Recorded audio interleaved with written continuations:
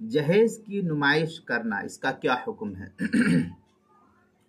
چنانچہ مجمع عام میں جہیز کے سامان کی نمائش کرنا یا ایک ایک چیز کا نام کے ساتھ اعلان کرنا اور اس کی فہرست کو پیش کرنا، جیسا کہ عام طور پر بہار کے علاقوں کے اندر اس کا رواج پایا جاتا ہے، یہ سب جہالت کی باتیں ہیں۔ ان میں سے ہر مسلمان کو اس طریقے سے نمائش کرنے سے پرہیز کرنا چاہیے۔